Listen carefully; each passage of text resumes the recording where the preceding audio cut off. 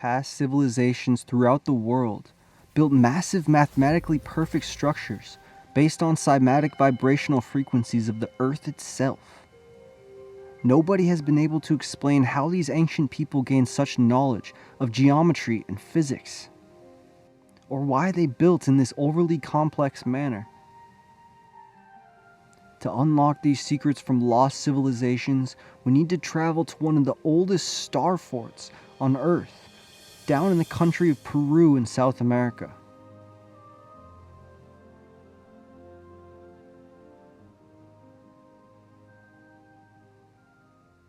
The main site we're looking at is known as Sacsayhuaman, located in the Inca capital city of Cusco, Peru, that was taken over by Spanish conquistadors in 1533. The site is a huge megalithic terraforming construction built on the highest point of the city. The blocks are not only gigantic in size and weight, but they're also cut to fit perfectly together without any mortar whatsoever.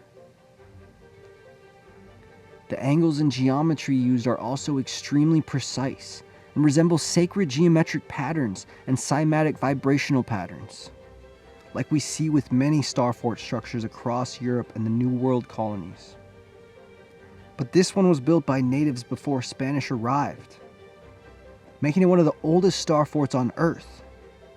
If you're wondering what's so significant about these star fortification buildings, you definitely want to head over to my video explaining this.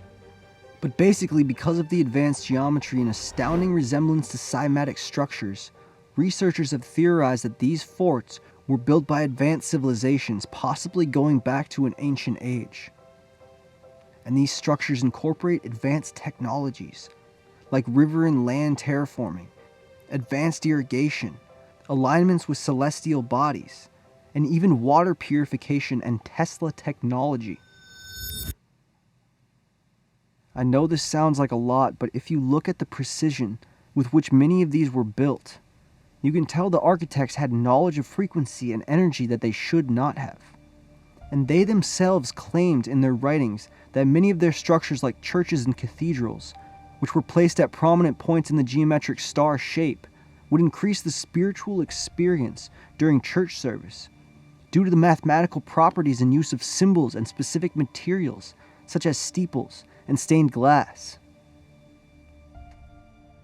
And all of these cathedrals were said to be based off the temple of ancient Israel, the Temple of Solomon. We have a video on that too. I'll link that below as well. So these star forts definitely had huge significance and incorporated ancient technology that is largely lost to us even today. But what is one doing all the way over in Peru, being used by the Inca as a ceremonial place of worship? Did they even realize what they were standing on? The Spanish, who arrived in the 16th century, did, and they did everything to wipe this lost history from our memory. Modern historians tell us that Sacsayhuaman was built in the 15th century, under the Incan ruler Pachacuti. Not much is known of this ruler's daily life and personality, because the Inca had no written language. What we do know about them comes from their oral histories and early Spanish chroniclers. They tell us Pachacuti was one of the greatest emperors of the Inca. Before his reign, the Inca people existed only as a small city-state of Cusco, which had been there long before his arrival. But he turned this small community into a great empire. 16th century Spanish chronicler Pedro de Cieza de Leon wrote, "Cusco was henceforth an imperial city, to which the chiefs and retainers of 100 tribes, all distinguished by peculiar headdresses, flocked to do homage to their common sovereign. Then it was that great palaces were erected. Then the famous fortress, with its cyclopean stones, rose on the Sacsayhuaman hill." End quote.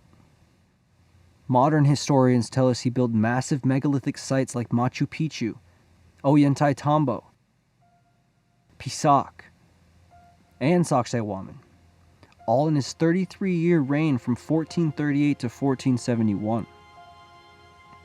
But I think it's much more likely he was simply improving upon much more ancient structures. You can literally see in the structure themselves where the Inca added their less advanced and normal sized renovations compared to the very large ancient giant stone blocks. Here's a passage from Pedro Sarmiento de Gamboa in History of the Incas. Using the means of reciprocity, Pachacuti rebuilt much of Cusco, designing it to serve the needs of an imperial city as a representation of the empire. Each Suyu had a sector of the city, centering on the road leading to that province. Nobles and immigrants lived in the sector corresponding to their origin. Many of the most renowned monuments around Cusco, such as the Great Sun Temple, Preconcha, were built during Pachacuti's reign. End quote. So someone had come before him and built these massive monuments. Someone with the ability and knowledge to move 100-ton stones and shape them perfectly together, all while constructing them in some of the most remote and hardest to reach terrains in perfect geometric alignment. And Spanish chronicler Cieza de Leon wrote in his travelogues, "The most detailed account of ancient Cusco is to be found in the pages of the Inca historian. He says that the first houses were built on the steep slopes of the Sacsayhuaman hill. The city was divided into two parts, Hanan, Cusco, upper or north, and Hirin, Cusco, lower or south. The chief ward or division was on the slopes of Sacsayhuaman and was called Colcampata. Here Manco Capac, in 13th century AD, built his palace, the ruins of which are still in good preservation. So this hill was literally the first place people settled, according to this account, possibly on these giant ruins from before the age of modern human.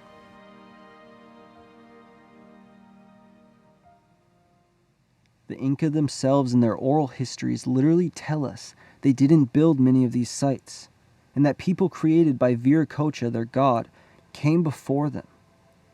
And this predecessor race was giant in stature. But they were a brutish and warlike people, so Viracocha sent a massive flood to wipe them out and turn them to stone. Records were taken of these oral histories by the Spanish chroniclers. They survive to this day, and historians love to discount their stories and claims, but they were simply giving us raw accounts of what the Inca told them. Almost all of the writings speak of this predecessor civilization of giants and the flood that took them out. And one of their main cities was located in Cusco. Here's a writing of the Inca creation story from Cristobal de Molina, an account of the fables and rites of the Incas from 16th century, which concerns Contiti Viracocha, who they believe was the creator, and how he made the heavens and the earth and the Indian people of the provinces of Peru. In ancient times, they say the land and the provinces of Peru were dark, and neither light nor daylight existed. In this time there lived a certain people who had a lord who ruled over them, and to whom they were subjected. The name of these people and that of their ruler have been forgotten. During this time of total night, they say that a lord emerged from a lake in the land of Peru, and that his name was Contiti Viracocha. They say that he brought with him a certain number of people, but they do not remember the number. When he had emerged from the lake, he went from there to a place near the lake, where today there is a town called Tiwanaku.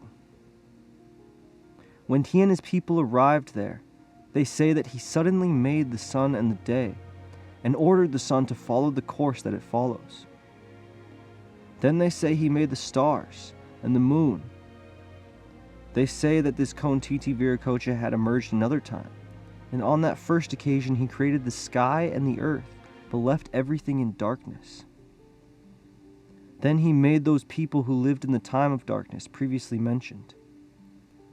These people did some disservice to this Viracocha, and since he was angry, he returned, emerging this last time, as he had done before.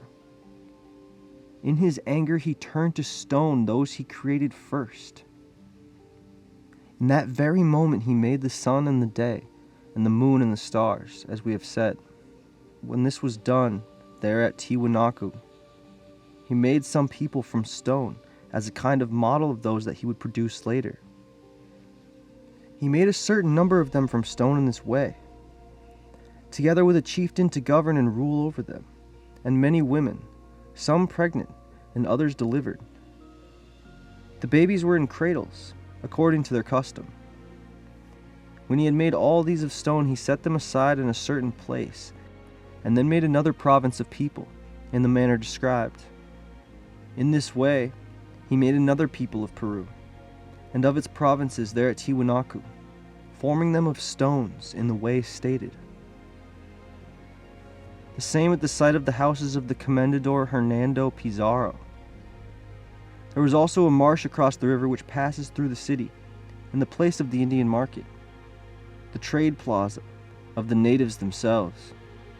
The inhabitants of this town called it Cusco from ancient times. As to what this name Cusco means, all they can say is that it was the name of this town from ancient times. While Alcavica lived in this town, the earth opened up a cave 7 leagues from this town, which today they call Pakari Kitambo,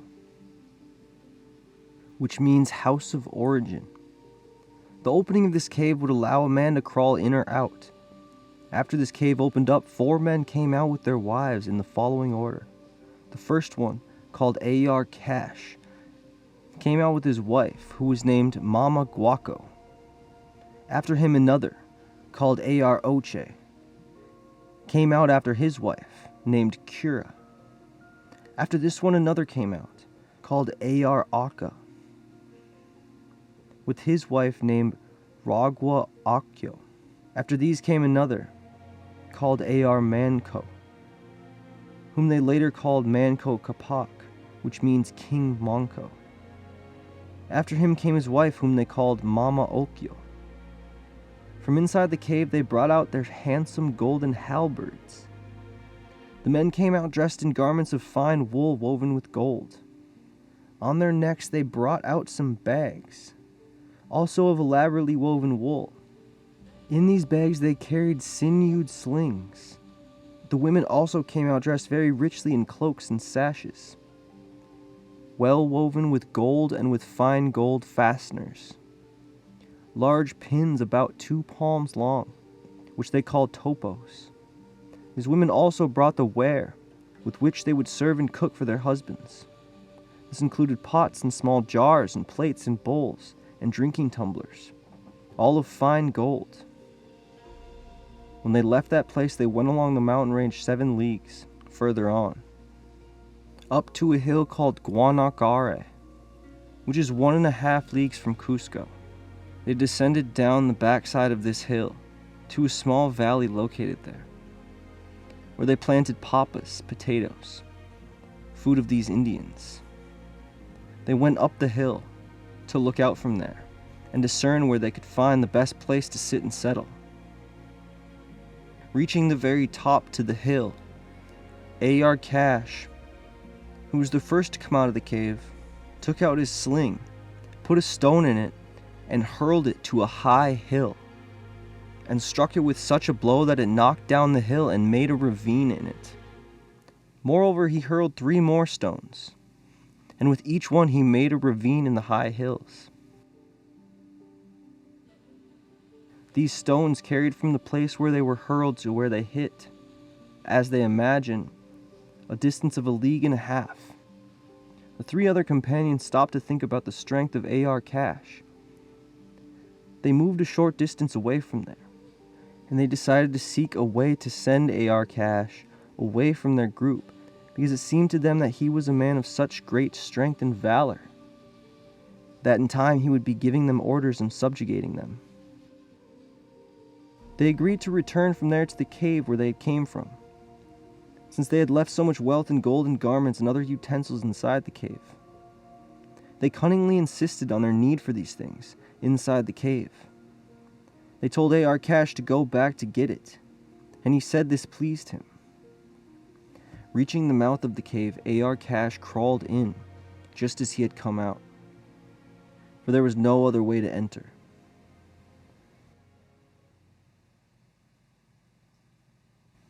Here's another version of the Incan creation story. To understand the origins of their idolatries, because it is true that these Incas did not use writing. They had in a house of the sun called Pocan Concha, which is next to Cusco, the life of each of the Incas, the land that each of them conquered, and their origin myths, painted with figures on boards. Among those images they had the following fables. It was during the life of Manco Capac, who was the first Inca, that they began to claim and call themselves children of the sun. And when the sun worship and idolatry started during this time, they heard important news about the flood. They say that all the different people and everything that had been created perished during it. So it happened that the waters rose over the highest hills that existed in the world, and hence nothing survived except a man and a woman, who remained in a drum box. They say that when the water subsided, the wind blew them to Tiwanaku, which may be more than 70 leagues more or less from Cusco, and that the Creator of all things ordered them to stay there as colonists. There in Tiwanaku, the Creator began to make the people and nations that are in this land. He made each nation out of clay and painted on them costumes and clothes that each was to have. And those who were to have long hair he made with long hair, and those who were to have short hair he made with short. When he finished, he gave each nation the language they were to speak, the songs they were to sing, and the seeds and foods they were to sow. There are other nations that say during the flood most of the people died because of the water, except those who could escape to some hills, caves, and trees, and these were very few. From these survivors they began to multiply. Because they escaped to and came from those places, they placed stone idols at them in memory of the first ancestors who emerged there. They gave each waka the name of the person who they had believed had emerged from that place. Thus they worshipped them and offered sacrifices of things that each nation used. Nevertheless, there were some nations that knew before the Incas conquered them that there was a Creator of all things. Although they made some sacrifices to him, they were neither in such amounts nor with such veneration as those made to their wakas. Continuing the above fable, they say that during those times, the Creator was in Tiwanaku. They say that because it was his principal seat, there were some magnificent buildings worthy of great admiration there, in which were painted many of the costumes of these Indians, and there were many stone statues of men, and there all the names and properties that the birds, animals, and creatures have. These Indians also held as very true and certain that neither the Creator nor his sons were born of women, and that they were immutable, and that they were also eternal. Some nations of this land also tell many other absurdities and fables concerning their origins, such that if we were to relate them all, besides being lengthy, they would never end. I will therefore provide only a few, so that you can understand the foolishness and blindness in which they lived. These giants were generally said to be a race that was created before humans, and that they inhabited the same regions and cities as modern humans. But they were destroyed and turned to stone by Viracocha and this massive flood he sent. All that remains of them are their megalithic ruins in places like Tiwanaku and Ollantaytambo, and their stone bodies which many believe to still be visible today. After this flood, some of the giants survived in caves and on ships, but the stories say they returned, and many wars were fought defending the ancient kingdoms of Peru. Here's one story from the Spanish chroniclers that is a retelling of a well-known Incan legend of giants. It reads, "There are, however, reports concerning giants in Peru, who landed on the coast at the point of Santa Elena, within the jurisdiction of the city Puerto Viejo, which require notice. I will relate what I have been told, without paying attention to the various versions of the story current among the vulgar, who always exaggerate everything. The natives relate the following tradition, which had been received from their ancestors from very remote times. There arrived on the coast in boats made of reeds, as big as large ships, a party of men of such size that from the knee downwards their height was as great as an entire height of an ordinary man, though he might be of good stature. Their limbs were all in proportion to the deformed size of their bodies, and it was a monstrous thing to see their heads, with hair reaching to their shoulders. Their eyes were as large as small plates. They had no beards, and were dressed in the skins of animals. Others only in the dress which nature gave them, and they had no women with them. When they arrived at this point, they made a sort of village, and even now the sites of their houses are pointed out. But as they found no water, in order to remedy the want, they made some very deep wells, works which are truly worthy of remembrance. For such are their magnitude, that they certainly must have been executed by very strong men. They dug these wells in the living rock until they met with the water. And then they lined them with masonry from top to bottom in such sort that they will endure for many ages. The water in these wells is very good and wholesome, and always so cold that it is very pleasant to drink. Having built their village and made their wells or cisterns where they could drink, these great men, or giants, consumed all the provisions they could lay their hands upon in the surrounding country, insomuch that one of them ate more meat than 50 of the natives of the country could. As all the food they could find was not sufficient to sustain them, they killed many fish in the sea with nets and other gear. They were detested by the natives, because in using their women they killed them, and the men also in another way. But the Indians were not sufficiently numerous to destroy this new people who had come to occupy their lands. They made great leagues against them, but met with no success. All the natives declare that God our Lord brought upon them a punishment in proportion to the enormity of their offense.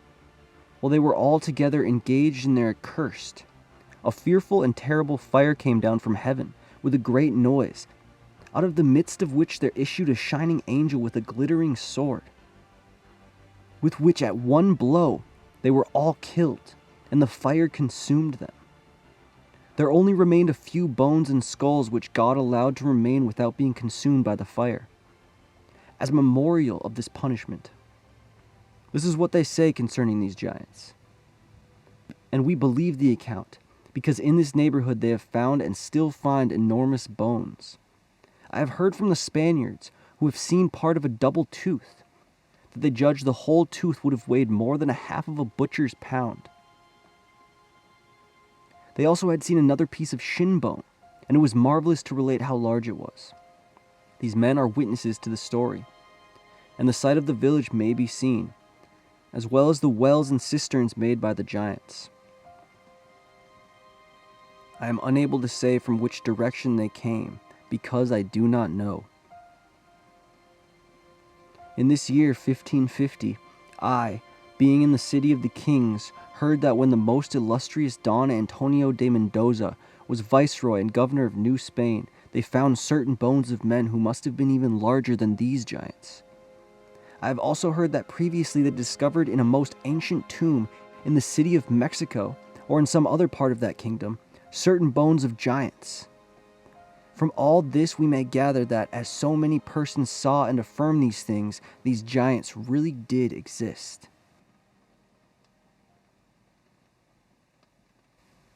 All these Indians also eat human flesh.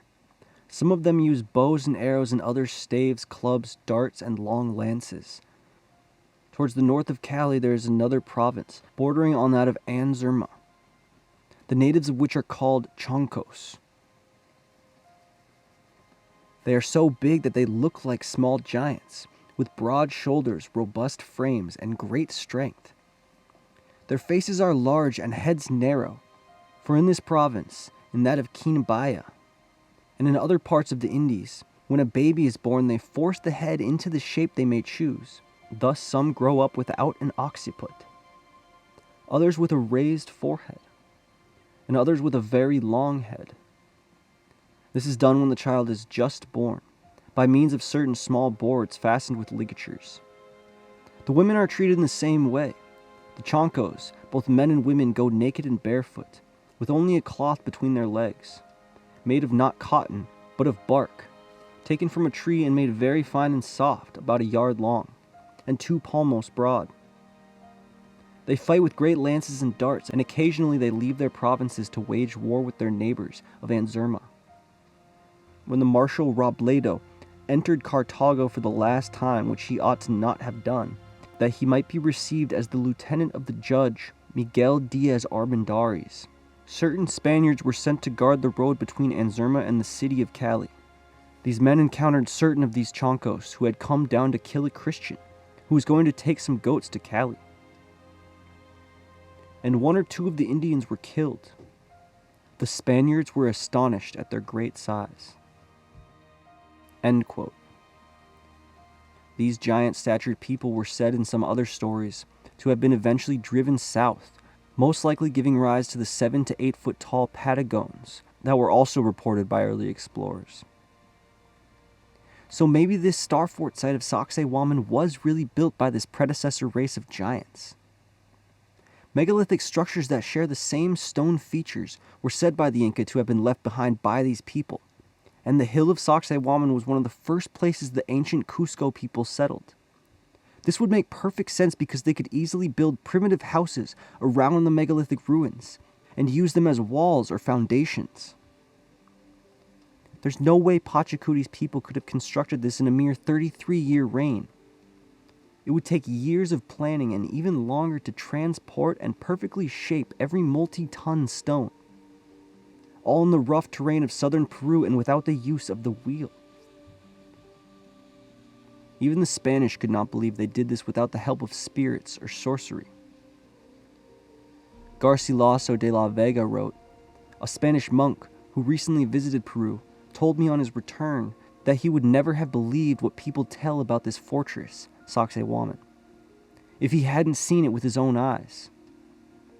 Because it is even more difficult to imagine that one can say, and that in reality, it seemed hardly possible that such a project could have been successfully carried out without the help of the evil one." Those were his very words. If we think, too, that this incredible work was accomplished without the help of a single machine, is it too much to say that it represents an even greater enigma than the 7 wonders of the world? Because one sees quite well how the Great Wall of Babylon, the Colossus of Rhodes, or the Egyptian pyramids were constructed. With the combined forces of time and countless workers accumulating year after year, the necessary materials, whether it was a question of brick and cement as in Babylon, of bronze as in Rhodes, or of stone and mortar as for the pyramids. All of that can be imagined, because with time, the vastest undertakings can be carried through, if they are merely a matter of repeating gestures and labor of which we know men are capable. But on the contrary, how may we explain the fact that these Peruvian Indians were able to split, carve, lift, carry, hoist, and lower such enormous blocks of stone, which are more like pieces of a mountain than building stones? And that they accomplished this, as I said before, without the help of a single machine or instrument. An enigma such as this one cannot be easily solved without seeking the help of magic, particularly when one recalls the great familiarity of these people with devils." End quote. So who were these people that built the original site on Sacsayhuaman? And does the site share the same advanced technological features we see with other starfort structures? The geometric pattern itself is telling of advanced architectural knowledge, but the site also has some other telling features that point to it having been equipped with technology that surpasses anything historians say was possible in the ancient world. First, the water systems and irrigation. In fact, this whole complex was once surrounded by moats, just like we see with the starforts in Europe. A large circular reservoir sat at the valley of the hill. and there's evidence of water erosion all around the site. And many of the stonework creates channels for water to flow around the structure and into the reservoir and baths. This style of masonry worked perfect for holding water because the stones fit so tightly together. It is possible that the whole place was built to redirect water, just like many other star forts all over Europe. In our star fort theory video, we went over how these structures were often built on the highest point in the region, and many have theorized they were used as flood walls. In Sacsayhuaman's case, it is indeed on the highest hill in the region. And of course, we have the story of the flood as previously discussed. The technology incorporated in the star fort, some say, is meant to terraform and move water around using advanced geometry and physics to do so. Star forts would usually be placed along waterways, and similar to how Tesla valves work, the shape and inner structures of the star fort and surrounding moats would force the water to push a certain direction with its own energy, creating entirely new rivers and possibly draining the land after these floods. A good example of this is in the Netherlands, where we find some of the most star forts on Earth. The Dutch have kept this advanced ancient technology and used these geometric shapes along with their windmills and technology like the Da Vinci meter lock, water wheel, etc. They terraformed the entire coastal region, creating fertile farmland. And of course, the sea between England and the Netherlands was once a huge landmass, only submerged around 6500 BC. So the people in this region were forced, like the people of Peru, to acquire or learn this knowledge or drown, like their stories say many others did. So Sacsayhuaman could have very well been this same sort of creation we see in Europe. But it seems despite their efforts, the people who built this star fort perished in the flood and left behind nothing but ruins. But to this day, the site still supplies fresh spring water that is said by many to be some of the most delicious and purest on Earth. And in ancient times, it supplied the entire village and filled the moats, baths, reservoirs, and waterways that surrounded Sacsayhuaman. And this magical water may have even had a hand in their above-average lifespans and tall stature. The chroniclers say this about the springs. Inside this triple enclosure, 3 tall towers were erected on a large, narrow ground. The largest of them was called Marca, which means the round tower. It was built over a clear, abundant spring, fed by underground canalizations, concerning which nobody knew from where or how they came. The Inca and the members of his supreme council were always the only ones who knew such secrets as these. And then Pedro de Cieza de Leon wrote, describing Sacsayhuaman, "Above these lines of defense there is a long, narrow platform, on which were 3 strong towers. The principal one was in the center and called Marca, the round tower. In it there was a fountain of excellent water, brought from a distance underground, the Indians know not whence." End quote. Actually, there are many sites around Peru that have these intricately made springs that both collect and keep water pure as it flows to the needed destination. These springs include perfect geometric shapes, tunnels, ancient methods of pumping and using gravity, and they're almost all pre-Inca. Nobody really knows how most of these were created or how the people came up with this technology. This inner round tower that housed the spring was also very significant. All throughout the Americas, the natives would create these round-shaped buildings in the center of their religious centers and temples. We see this at sites in North America, among the Mesoamericans, and at other much older sites in Peru. These circular enclosures often have astrological purposes and act as observatories or mimic celestial bodies, similar to the way the enclosures at Göbekli Tepe are said to work. This room was reserved for the emperor, and only he knew of its inner workings and purpose. And then there are the tunnels underneath Sacsayhuaman. The star fort structures we find in Europe and the Americas almost always contain a network of tunnels underneath the landscape, sometimes reaching miles long, traveling under entire cities and even bodies of water. These were said to be for military purposes, but in many cases the tunnels extended deeper and further than any military operation would need or be able to construct. And in the ones we find in Europe, the tunnels often connect to ancient caves and mining tunnels, like in France with the catacombs, and in the cities of London, Rome, and many more. And of course we find these exact features underneath the site of Sacsayhuaman, except in this case they were built by the Inca or pre-Inca people. In fact, the people of Peru and the Andes mountain region have been creating tunnels for thousands of years to better traverse the mountainous landscape.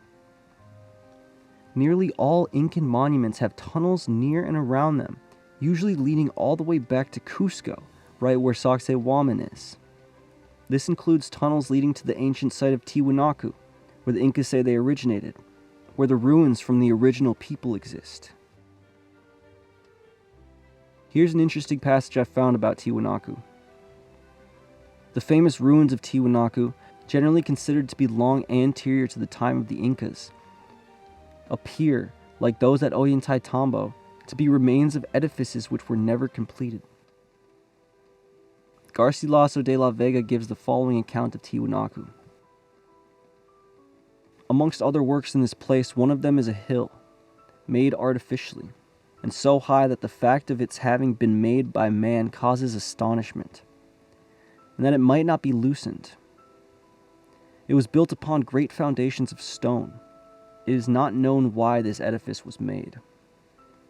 In another part away from the hill, there were two figures of giants carved in stone, with long robes down to the ground and caps on their heads, all well worn by the hand of time, which provides their great antiquity. There is also an enormous wall of stone, so large that the greatest wonder is caused to imagine how human force could have raised them to the place where they are now. For there are no rocks nor quarries within a great distance, from whence they could have been brought. In other parts there are grand edifices, and what causes most astonishment are some great doorways of stone. Some of them are made out of a single stone. The marvel is increased by their wonderful size, for some of them were found to measure 30 feet in length, 15 in breadth, and 6 in depth.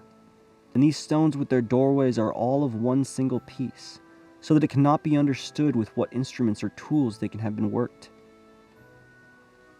The natives say that all these edifices were built before the time of the Incas, and that the Incas built the fortress of Cusco in imitation of them.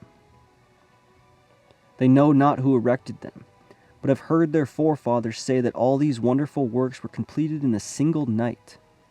The ruins appear never to have been finished, but to have been merely the commencement of what the founders intended to have built." End quote. The caves underneath Sacsayhuaman could have been the caves the oral histories of the Incas were speaking of, where man took refuge during the flood. So this site in Peru literally has all the same features as the starforts of medieval Europe and later in the Americas.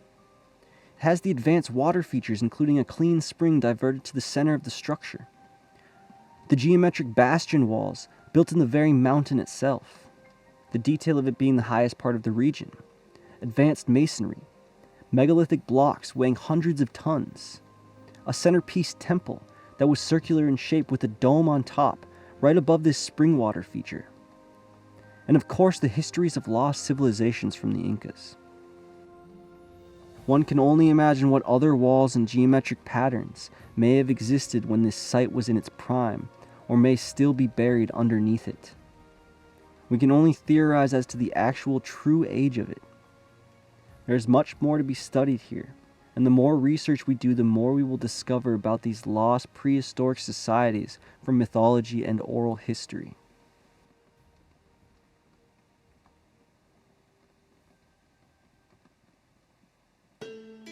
Thank you so much for watching. I really appreciate the viewership and support from you guys. And I do read and appreciate all of your comments, even if I forget to respond to them. If you want to support the channel even more, you can go join the Patreon. It's really cheap, only $3 a month. And you'll get all these videos ad-free, as well as all the articles, videos, and information I consume when researching for these videos. There's a lot of cool stuff there. I'm sure you could get wrapped up in a few different rabbit holes from scrolling through what I've posted.